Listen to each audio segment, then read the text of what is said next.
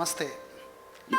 Firstly, I should thank the Topant Tengde Shodh Sansthan for organizing National Researchers Meet. And personally, I thank Mukesh ji and their team for inviting me to be part of this 3 days training session. So since yesterday, I've been trying to understand how people are presenting and how curiously the participants are listening to the sessions. So to my first wondering, in researchers space, especially in India, now we could see, especially in the hall, the participants, almost 50% Matru Shakti bhi hai. I think I should appreciate all of them to join this particular researchers meet. So now when we talk about Bharati Gnan Parampara, first I should explain myself. I am not a Vedic scholar. I am basically a mechanical engineer. So I turned to be a scientist. So where I could generate a lot of interest in doing materials research for environment and energy applications with the inclusion of the mathematical practices.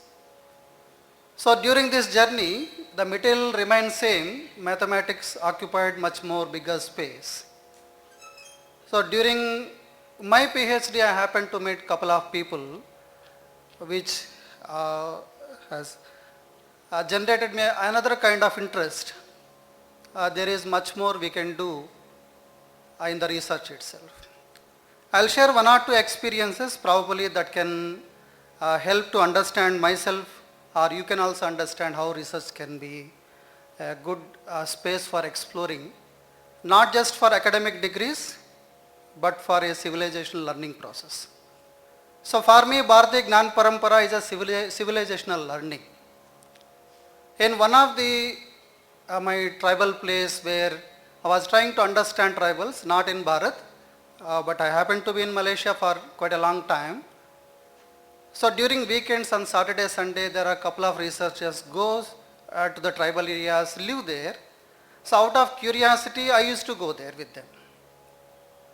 In one place in the early morning, I happened to see a couple of elderly people sitting together, and they were enjoying this consumption of tobacco. They grow their own tobacco.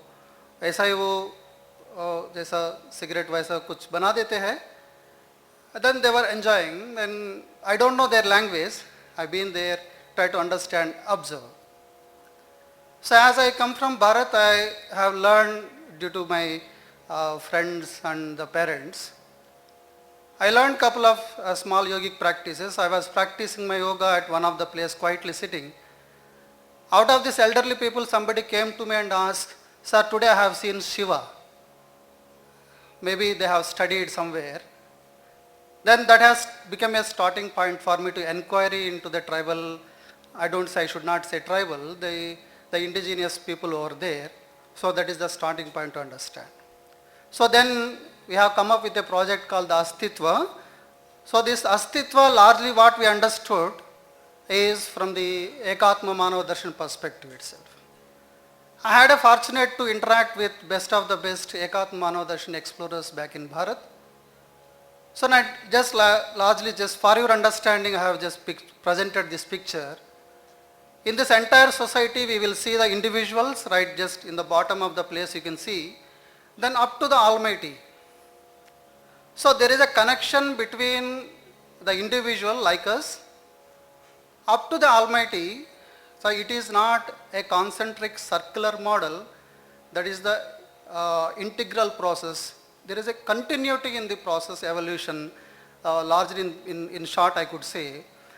So over a period of time, what we understood is, there are the 4 major parts of this Ekatma Manava Darshan, which as per my understanding, there is a Vesti, Sameshti, Srishti and Parameshti part.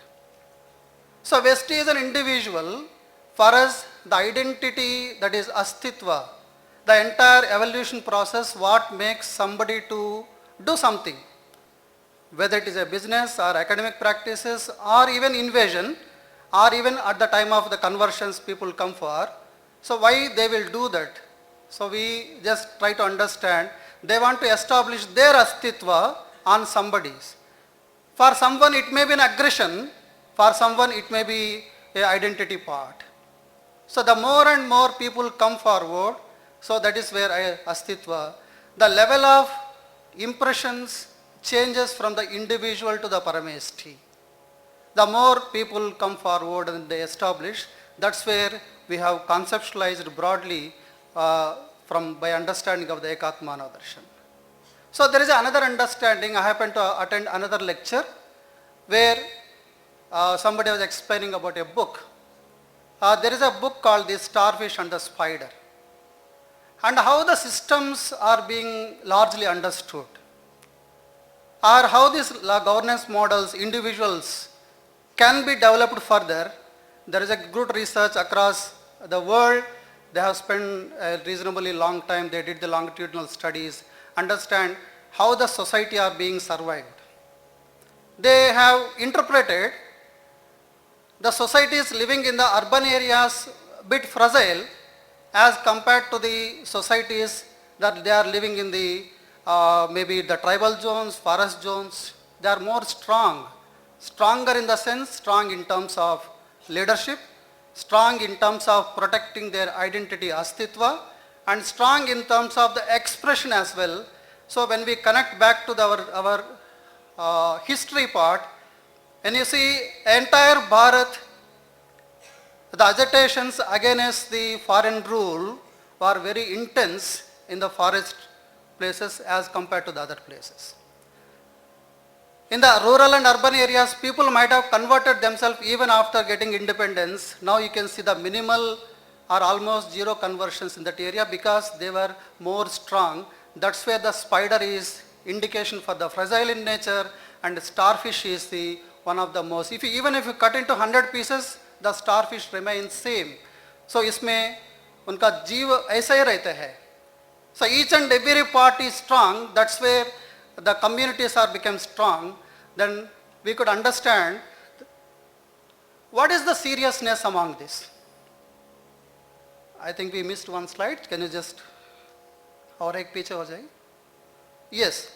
So when this अस्तित्व means, तो what is the Bharatiya concept here? If you see individual, आप एक हो गए, आपका परिवार एक हो गए, आपका में ग्राम अलग हो गए और आपका देश अलग हो गए. If you think all of this individually, that is a materialistic aspect. There is a dialectic materialism principle, philosophy that largely has being driven in the society across the globe, which has become the one of the source for destruction. Now Ekatma Manav Darshan, that is a Bharatiya thought process that unites individual to the entire one. That's what this Astitva we realize. So based on that, I have come across in one of the lecture, because we are deprived of the Vedic system knowledge. Then somebody says, there is a Yato Abhyudaya Nishraya Siddhi Dharma, Sadharma. So I could catch these two words, that is Abhyudaya, Nishrayas, and third word is connected to the Dharma part. So largely we focus on the Abhyudaya, that is developmental aspect, maybe in the physical or all other aspects. And we will be leaving that part called the Nishrayas part, that is largely may not be true in terms of the translation, the well-being of the individual, society, the whole system. That's where we would say the holistic development process. So for this, to do research on this, then we have come across that one should not follow the standard rhetoric research methodology.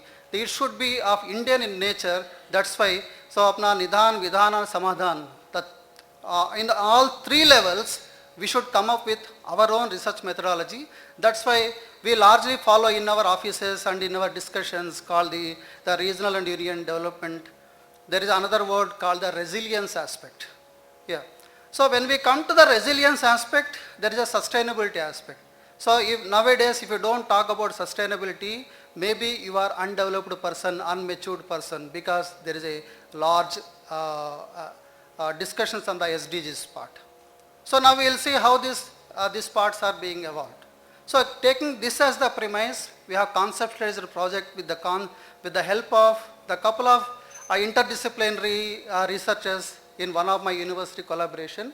So now, then we started understanding how these traditional cultural aspects can be one of the source for our research aspect. So that's where we have identified, did enough literature survey, enough on-ground grassroots reality data collection we have done. Then we see there is more than 70% of people, that is indigenously identified people, are living in the Asian part. Of course, there is a good number of participation from the even Malaysian part. That's where our project work started off. Then we worked how these traditional cultural expressions can be a source for our project. So then we have studied the demographic part as well. There is a good presence across the nation of the Malaysia, not for the Indian part. So then next. Then we have studied their entire cultural expressions, maybe in terms of the artistic expressions, maybe their architectures hai, and in one place they were storing their grains. There is a specific methodology that they have been following. Then we have studied that. Then how can we protect their astitva? Means if you protect this knowledge system, then it can be their astitva. So can all our efforts be helpful for protecting their astitva? That's what our major project goes into that. Then yeah, next. So now we have developed a very good methodology, probably that may help for some of you, where we have integrated the latest methodologies also. So that helped us to conceptualize, and the similar project we have established and executed during Mahakumbha also. Those who are interested can reach out us. Yeah, next please. And there are challenges that I think from the sessions you can understand the Vanavasi part and Adivasi part, how they will impact if you don't use the appropriate words. That's what largely I would like to present. There are many projects and we are looking for seriously for